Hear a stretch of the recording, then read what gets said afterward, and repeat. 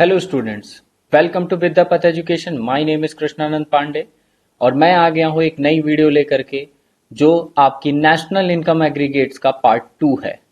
तो आज इस वाली वीडियो में मैं आपको पढ़ाऊंगा नेशनल इनकम एग्रीगेट्स के एग्रीगेट्स। ठीक है। पिछली वाली वीडियो में मैंने आपको कुछ बेसिक कॉन्सेप्ट समझाए थे जो कि नेशनल इनकम कैलकुलेट करते टाइम आपको बार बार उन चीज़ों को यूज़ करना होता है। तो पिछली वाली वीडियो में मैंने आपको वो समझा दिया था और इस वाली वीडियो में मैं आपको एग्रीगेट समझाऊंगा। ठीक है। तो इस वीडियो को स्टार्ट करने से पहले मैं आपको बता दूं कि इस वीडियो में अब हम जो पढ़ने वाले हैं वो इस पूरे सीरीज का पार्ट 2 होगा। ठीक है। जिसमें आप एग्रीगेट्स को अलग अलग समझोगे, उनके डेफिनेशंस क्या है, उनकी मीनिंग क्या है। सो स्टार्ट करने से पहले जाओ और जा करके चैनल को सब्सक्राइब कर लो और बेल नोटिफिकेशन को ऑन कर लो ताकि तुम्हें जब भी वीडियो आए तो तुम्हें सबसे पहले पता चल जाए। ओके। तो चलो स्टार्ट करते हैं वीडियो।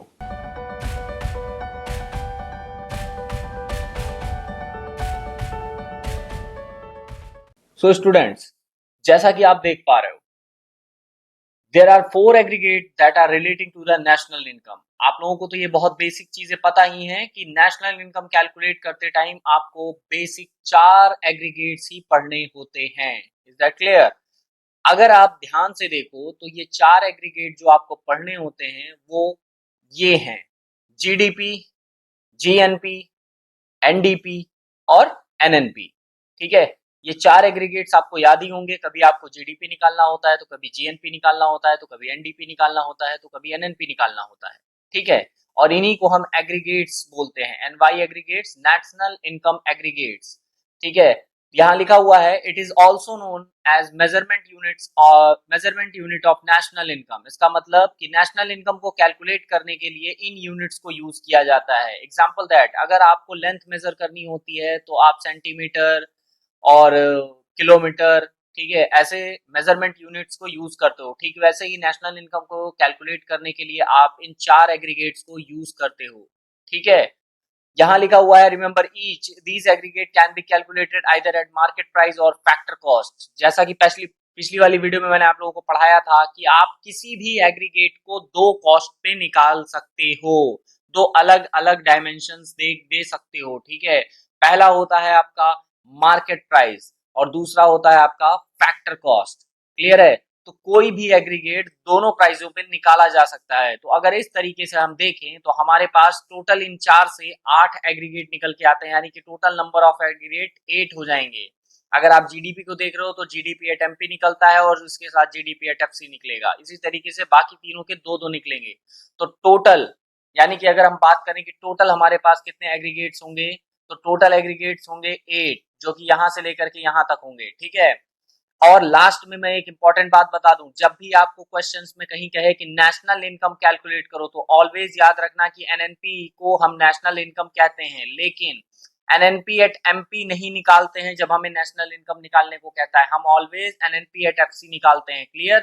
तो एनएनपी एट एफसी को ऑलवेज ध्यान रखो कि एनएनपी एट एफसी, यानी कि नेशनल इनकम निकालने को बोले तो आपको एनएनपी एट एफसी ही निकालना है। क्लियर हो गया बात? तो और इसी यही रीजन है कि मैंने आपको यहाँ पे बता दिया है कि आपको एनएनपी एट एफसी को ही हम क्या बोलते हैं, नेशनल इनकम। आगे बढ़ते हैं स्टूडेंट्स। तो पहला, यानी कि अगर मैं बताऊं तो हम इसको सीरियल वाइज पढ़ने वाले हैं। सबसे पहले हम जीडीपी एट एमपी पढ़ेंगे, फिर जीडीपी एट एफसी, ऐसे ऐसे आपको पूरे क्रॉनिकल वे में इसको पढ़ना होगा। ठीक है।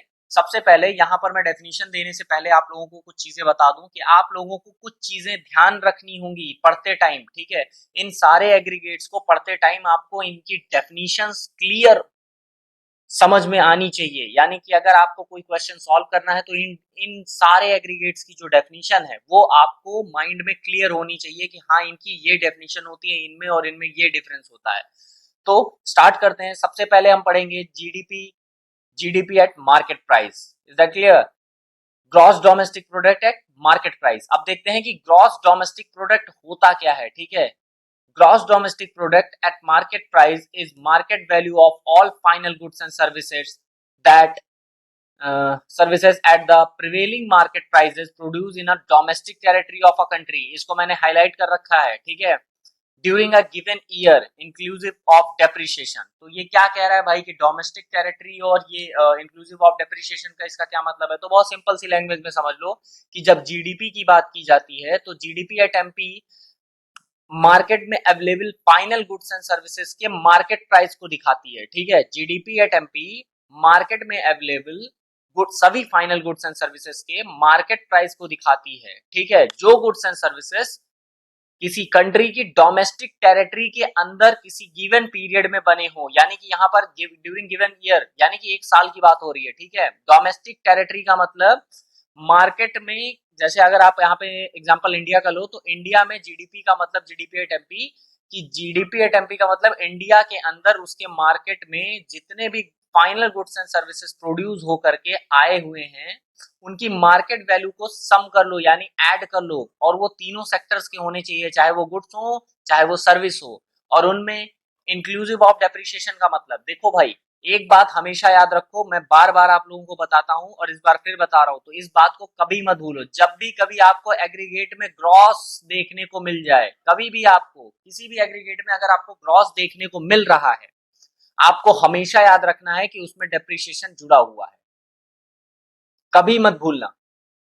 ये ग्रॉस वर्ड देखने को मिल जाए तो डेप्रिसिएशन जुड़ा हुआ है, ये मान के चलना है आपको। ठीक है, तो अब देखते हैं कि ये ग्रॉस है जो इंक्लूसिव डेप्रिसिएशन। तो अब क्या चेंज होता है, अक्सर आप देखते होंगे कि आपको दो ही चीज चेंज करने को मिलती है, या तो आपको ग्रॉस को नेट में चेंज करना होता है, डोमेस्टिक को आपको नेशनल में चेंज करना होता है। प्रोडक्ट ऑलवेज सारे एग्रीगेट्स में सेम होता है, यानी कि यहां पर देखो ये पी जो लिखा हुआ है ये हमेशा हर एग्रीगेट में लिखा होता है। उसके बाद क्या चेंज होता है, उसके बाद चेंज होता है मार्केट प्राइस, उसके बाद चेंज होता है मार्केट प्राइस, जो कि चेंज होता है किसमें, फैक्टर कॉस्ट में चेंज होता है। क्लियर है मेरी बात, तो इस तरीके से समझो।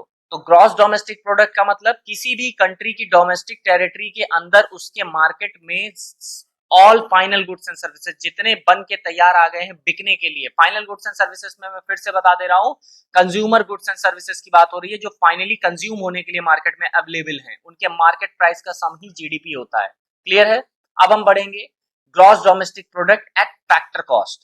तो देखते हैं कि gross domestic product at factor cost होता क्या है।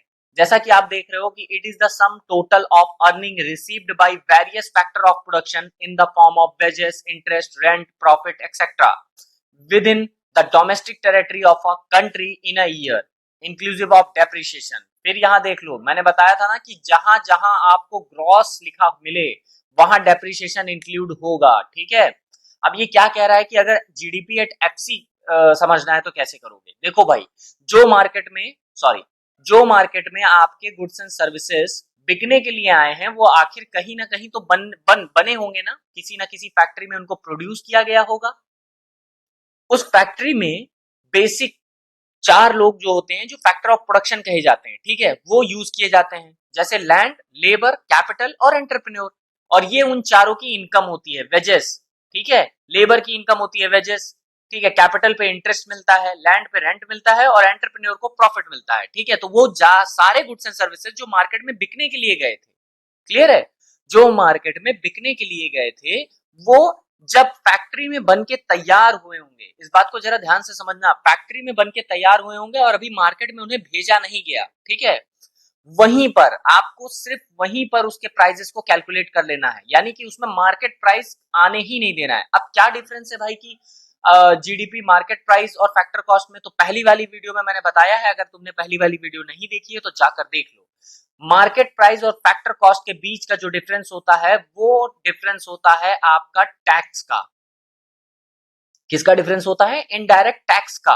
बात समझ रहे हो, जैसे मान लो कि ये तुम्हारा कंपनी है, ठीक है, और यहां पर मार्केट है, ये मार्केट है और ये कंपनी है। कंपनी में आपने सामान बनाया, इस सामान को ऐसे आप रख लिए हैं, अब आपको ये सामान लेके जाना है मार्केट में बेचने। ठीक है, तो जीडीपी एट एमपी कहता है कि जब आप कोई सामान मार्केट में बेचते हो तो आप जीडीपी एट एमपी में मार्केट में बिकने वाले सारे फाइनल गुड्स एंड सर्विसेज जो किसी कंट्री की डोमेस्टिक टेरिटरी के अंदर बने हो और वहां पर हो तो उसको आप कैलकुलेट कर लो। लेकिन एफसी क्या कहता है, एफसी कहता है कि जो सामान तुमने बनाया है उसको फैक्ट्री में ही रखो और वहीं पर उसका प्राइस कैलकुलेट कर लो।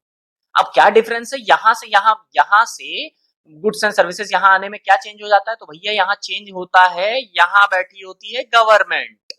जो गवर्नमेंट की बूथ होते हैं वो यहाँ लगे होते हैं, वो कहते हैं भैया कि आप सामान ऐसे नहीं ले जा सकते, आपको हमें टैक्स देना होगा। क्या देना होगा? टैक्स देना होगा। ये टैक्स आप जब तक पेड नहीं करोगे तब तक आप मार्केट में सामान सेल नहीं कर पाओगे। जैसे कि सेल्स टैक्स, ठीक है, कस्टम ड्यूटी, जीएसटी, ऐसे बहुत सारे टैक्स आपको देने पड़ सकते हैं। ठीक है, विदाउट टैक्स आप मार्केट में सामान नहीं बेच सकते हो। तो क्या होता है कि आप यहां पर सपोज करो अगर किसी सामान को आपने 2 रुपए में बना के तैयार किया है, तो मार्केट में लाते लाते उसका प्राइस 3 हो जा रहा है क्योंकि गवर्नमेंट ने उस पर 1 रुपए का टैक्स ले लिया और यहां पर वो टैक्स आपके इस प्राइस में इंक्लूड हो जाता है। इसलिए अगर आपसे कोई पूछे कि जीडीपी एट एमपी, इसी एग्जांपल को समझ लो कि जीडीपी एट एमपी अगर आपसे पूछे कि मार्केट प्राइस पर क्या है तो आप कहोगे कि 3 रुपए। लेकिन अगर वही चीज आपसे कह दे कि जीडीपी एट एफसी कितना है तो आप कहोगे 2 रुपए। क्लियर है? तो इसको आई होप कि आपको ये समझ में आ गया होगा। बहुत ही सिंपल सा कॉन्सेप्ट है, बहुत ज्यादा इसमें आपको दिमाग लगाने की जरूरत नहीं है। ठीक है, बहुत ही इजी कॉन्सेप्ट होते हैं ये सब। तो अब क्या करना है भैया? करना ये है कि यहां पर इसको समझ गए कि जीडीपी एट एमपी क्या होता है और जीडीपी एट एफसी क्या होता है। अब क्या बात है, मैं बार बार ये क्यों कहता हूं डोमेस्टिक टेरिटरी, डोमेस्टिक टेरिटरी। ठीक है, इस कंडीशन में जब भी आपको ये वर्ड देखने को मिले डोमेस्टिक, तो आप याद रखना कि सिटीजनशिप में डिफरेंशिएट नहीं कर रहे हो। यानी कि आपकी डोमेस्टिक टेरिटरी के अंदर कोई भी किसी भी देश का आदमी हो, वो अगर प्रोड्यूस कर रहा है तो उसको भी आप इंक्लूड करोगे। सपोज करो ये आपका भारत है, ठीक है, ये आपका इंडिया है, हमारा प्यारा इंडिया। सपोज करो, वैसे मुझे इतना ही बनाना आता है, ऊपर वाला खोपड़ी नहीं बना पाता हूं, तो ज्यादा माइंड मत करना, समझने की बात है, समझ लेते हैं। देखो भाई, इस डोमेस्टिक टेरिटरी, सपोज करो ये डोमेस्टिक टेरिटरी। अब क्या होता है कि कई बच्चे डोमेस्टिक टेरिटरी का मतलब सिर्फ उसकी जोग्राफिकल बाउंड्री से लेते हैं। नहीं भैया, जोग्राफिकल बाउंड्री से डोमेस्टिक टेरिटरी डिफाइन नहीं होती है, आपको पता है। यहां पर अब देखो भाई, अगर यहां पर बहुत सारी कंपनीज काम करती हैं तो आपको पता होगा यहाँ बे ऑफ बंगाल है, यहां पर आपका सी है, ठीक है, अरेबियन सी। तो भैया आप क्या करोगे? ठीक है, करना ये है आपको कि आपको पता होगा कि यहां पर यानी मुंबई के आसपास रिलायंस की एक रिफाइनरी है, ठीक है, जो सर्विस प्रोवाइड कर रही है हम लोगों को। वो रिफाइनरी क्या करती है? अब क्या कहोगे कि ये पानी पानी में है तो ये हमारी ज्योग्राफिकल बाउंड्री के अंदर तो है नहीं, जमीन पे तो है नहीं। नहीं, ये भी आपकी ज्योग्राफिकल टेरिटरी कही जाएगी। ठीक है, तो कहीं भी और कोई भी, अब क्या होता है कि फॉरेन के लोग भी आकर के यहाँ काम करते हैं और आपके इंडियंस भी काम कर रहे होते हैं, बाहर की भी कंपनियां तो इंडिया में काम करती है ना। तो जब आप जीडीपी की कैलकुलेशन कर रहे हो तब आप नेशनैलिटी में डिफरेंशिएट नहीं करोगे। ठीक है, कि कोई बाहर का, कौन हमारे देश का है, कौन बाहर का है।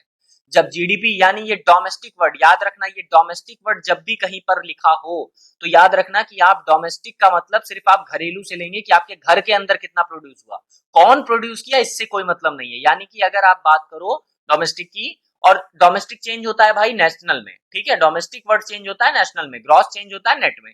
तो जब डोमेस्टिक नेशनल में होता है, तो जब नेशनल वर्ड को कहीं देखो तो समझ जाना कि हमें इसमें क्या डालना है, हमें इसमें अपने देशवासियों को लेके आना, यानी इंडियंस को अलग कर देना है, फॉरनर्स को अलग कर देना है। Is that clear? तो आई होप कि आपको ये समझ में आ गया। अगर कोई आपकी अभी भी कोई क्वेरी है जो आपको नहीं समझ में आ रही है तो आप लोग कमेंट सेक्शन में जाकर के मुझे बता सकते हैं कि हाँ सर यहाँ पर ये पॉइंट मुझे नहीं समझ में आया, मैं इसको फिर से नेक्स्ट वाली वीडियो में एक्सप्लेन कर दूंगा। ठीक है, तो अब आप देखते हैं कि डोमेस्टिक ग्रॉस डोमेस्टिक प्रोडक्ट, तो ग्रॉस डोमेस्टिक प्रोडक्ट कहता है कि आपके फैक्ट्री में बन के सामान जब तैयार हुआ उसी टाइम पर उसकी वैल्यू को कैलकुलेट कर लो। तो अब जीडीपी एट एफसी अगर कैलकुलेट करना है तो आपको जीडीपी एट एमपी में से नेट इनडायरेक्ट टैक्स को माइनस करना होगा। अब बात क्या आ रही है? Net indirect tax. तो आपको पिछली वाली वीडियो में मैंने बताया है, नेट इनडायरेक्ट टैक्स सिर्फ आप टैक्स नहीं देते, उसके बदले गवर्नमेंट आपको सब्सिडी देती है। तो इनडायरेक्ट टैक्स में से आपको सब्सिडी माइनस कर लेना है, तो आपका क्या आ जाएगा? Net indirect tax. Is that clear? चलिए नेक्स्ट स्लाइड पे बढ़ते हैं। अब हम देख रहे हैं क्या, अब हमको क्या देखने को मिल रहा है?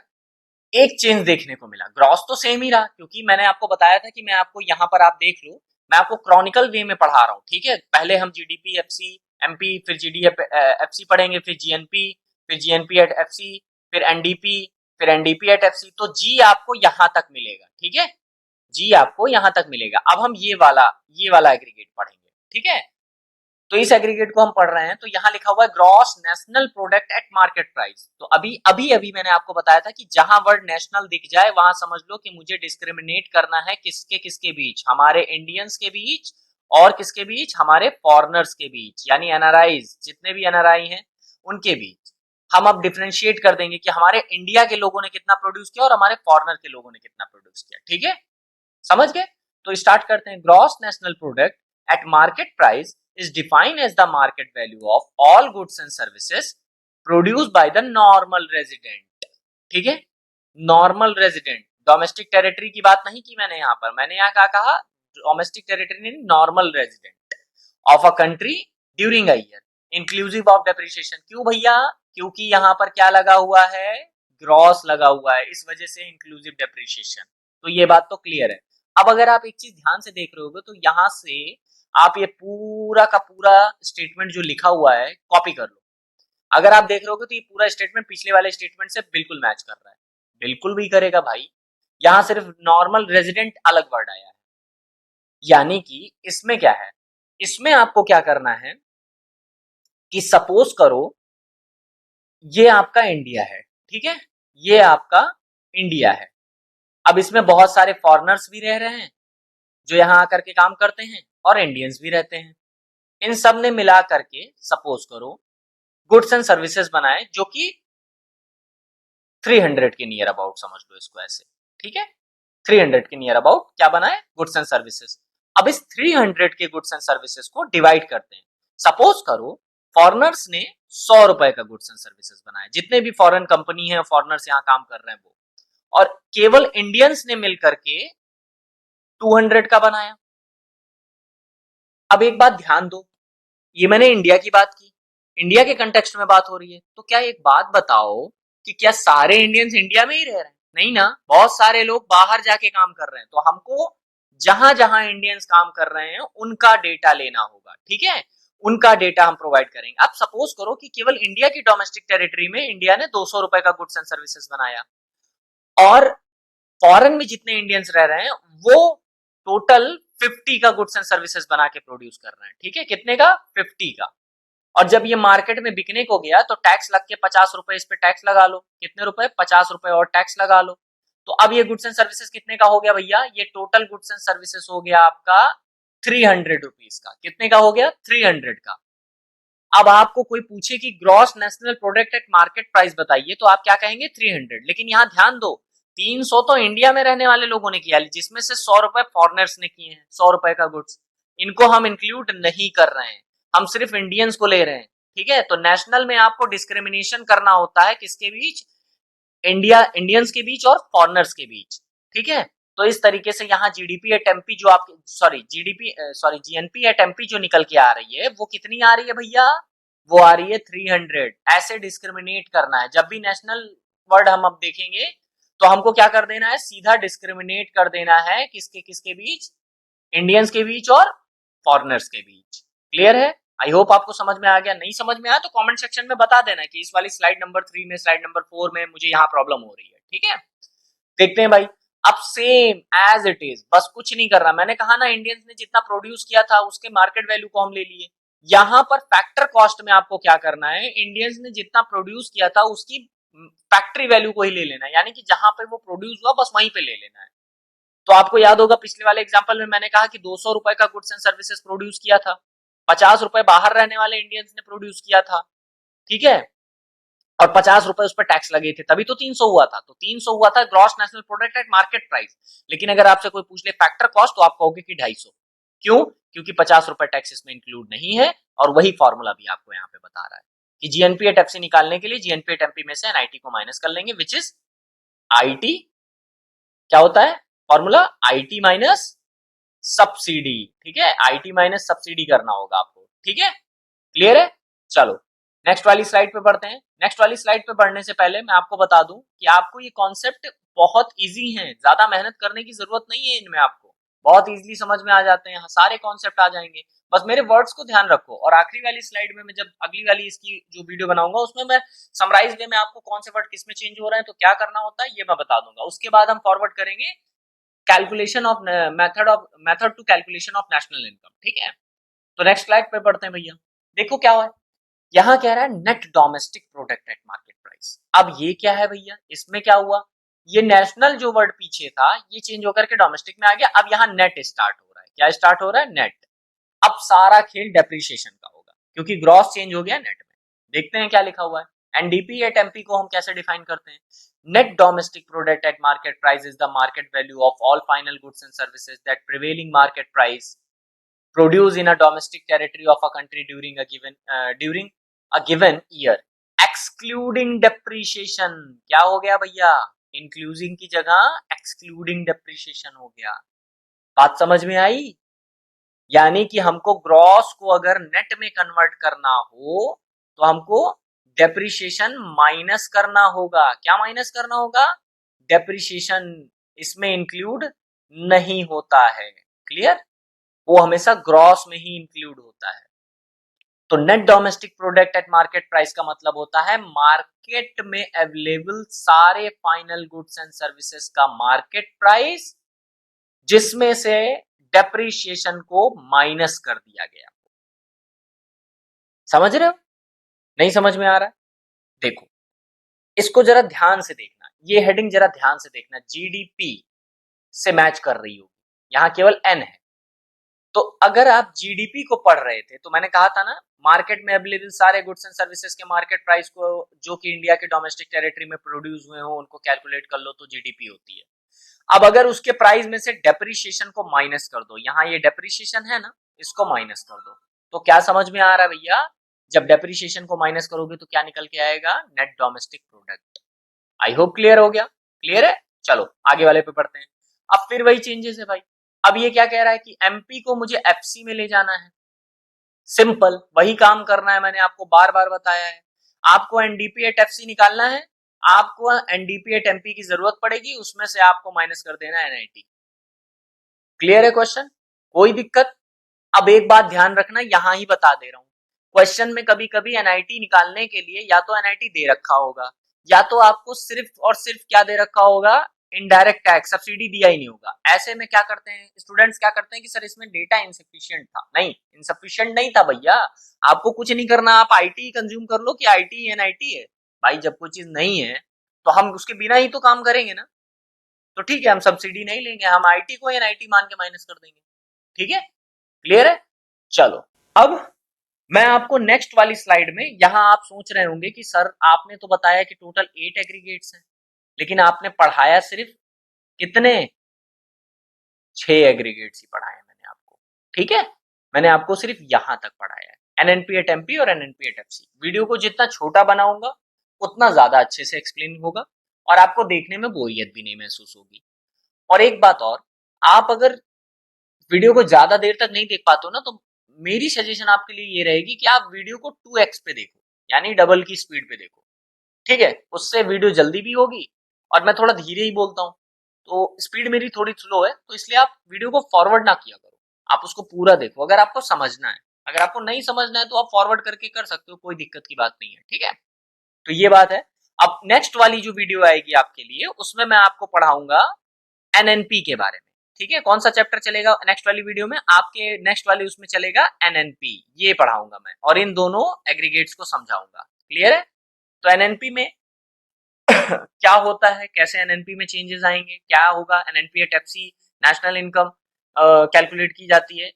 अब यहां पर एक क्वेश्चन है मेरा आपसे, क्वेश्चन ये है कि एनएनपी को, अगर एनएनपी को हम कहते हैं नेशनल इनकम, जब भी हमसे नेशनल इनकम कैलकुलेट करने की बात कही जाती है तो हम एनएनपी एट एमपी क्यों नहीं कैलकुलेट कर लेते, हम सिर्फ एनएनपी एट एफसी को ही क्यों कैलकुलेट करते हैं और कहते हैं यही नेशनल इनकम है। यानी कि अगर आपसे कहते हैं कि नेशनल इनकम फाइंड करके बताओ तो आप ऑलवेज एनएनपी एट एफसी समझते हो, उसका मतलब एनएनपी एट एमपी को हम नेशनल इनकम क्यों नहीं बोल सकते। हमें अगर कहीं क्वेश्चन में एनवाई निकालने को दे रखा है तो हम एनएनपी एट एमपी अगर निकालते हैं तो क्यों गलत हो जाता है। इस क्वेश्चन का आंसर कमेंट सेक्शन में आप लोगों को देना है। ठीक है, तब तक के लिए अच्छे से पढ़ाई करो, मन लगा के पढ़ाई करो, नेक्स्ट वाली वीडियो में मिलते हैं। Thank you so much.